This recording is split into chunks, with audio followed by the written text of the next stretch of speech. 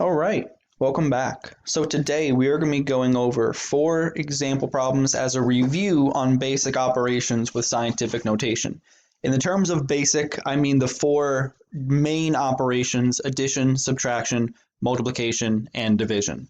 So let's go forward. Again, this is section 10.7 in the Big Ideas Blue Math book. So let's do our first example. So in this example, we have addition. So we have 4 times 10 to the 6th plus 1.7 times 10 to the 5th. What we need to do is we need to first make sure they're both in scientific notation. Cool, sweet, they are. Now we need to see, are the same base 10? In the sense that, is this 10 to the 6th, is this the same over on the right-hand side? It's not the same. So we need to convert that 10 to the 5th into 10 to the 6th. In order to do that, what we need to do is we need to take this decimal and move it 1 spot to the left. And when we go to the left, you can think about it as going into like a negative direction. Well, we need to do the opposite, and we need to add 1. We need to balance each other out here. So we're going to add 1 to our exponent. So now we have 4 times 10 to the 6th, that quantity, plus 0.17 times 10 to the 6th. And now since we have the same base 10, we have 10 to the 6th, and both of them, we can now just add 4 and 0.17 together, and we get, well, simply 4.17, and now times 10 to the 6th. We keep the base. We don't do 10 to the 6th plus 10 to the 6th to get 10 to the 12th or something like that. It's just like adding like terms. If we have 2x plus 3x, well, we know that's 5x. We keep that term together. So we drop down the 10 to the 6th. 4.17, that is within scientific notation, so we're good to go. This is the first example, and it's right. Whoop, whoop, here we go. Sweet, cool. In this example, we have multiplication. We have 6.6 times 10 to the 4th times 5 times 10 to the 3rd. The way that we go about this is we're going to multiply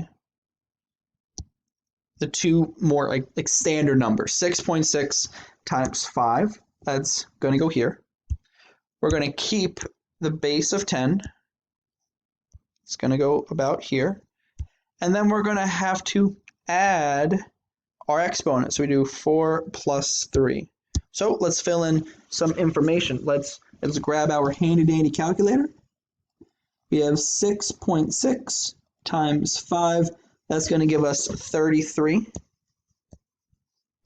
Times, we keep the 10, and now we add 4 and 3 as our exponents to get 7.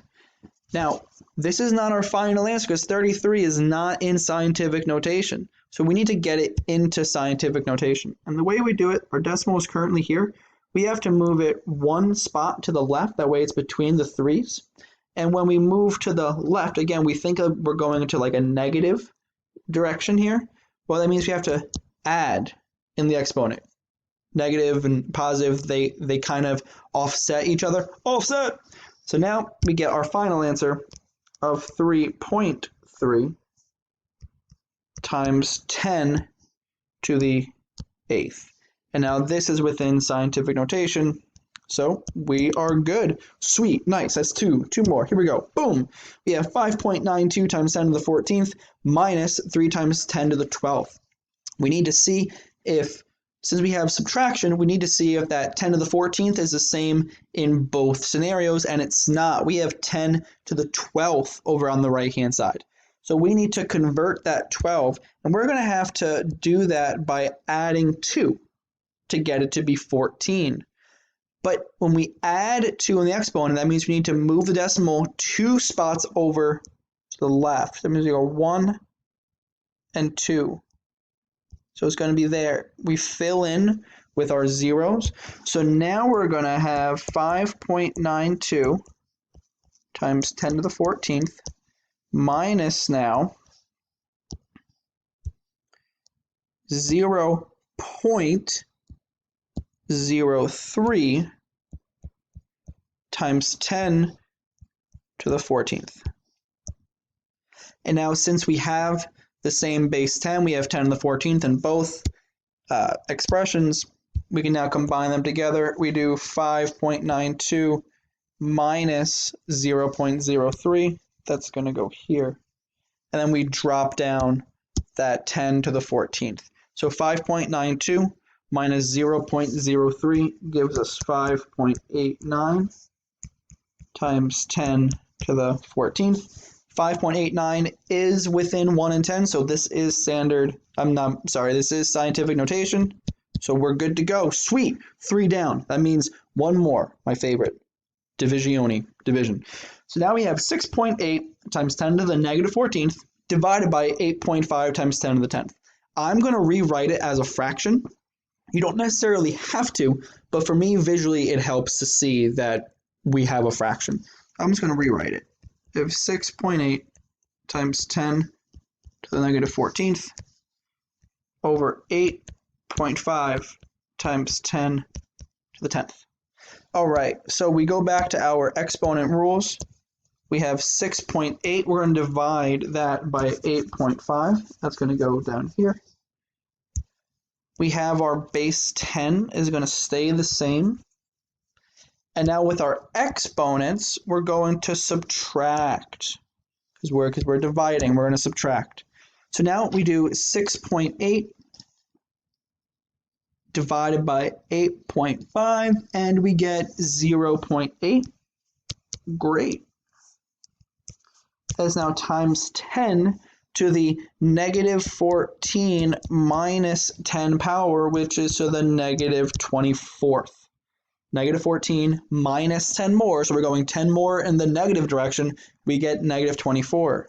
Now we're not quite done, because is 0.8, is that between 1 and 10? Is this expression written in scientific notation? No way, Jose. So we need to move this decimal place once to the right. Since we're moving it to the right, that's more of a positive direction. So we need to subtract in our exponent. However many times we move the decimal, we're moving it once. So we get our final answer being 8 times 10 to the negative 25th. And that's going to be our final answer. Great job, everyone. I'm so proud of you. If you have any questions, please reach out. Stay safe. Miss you. Have a good one.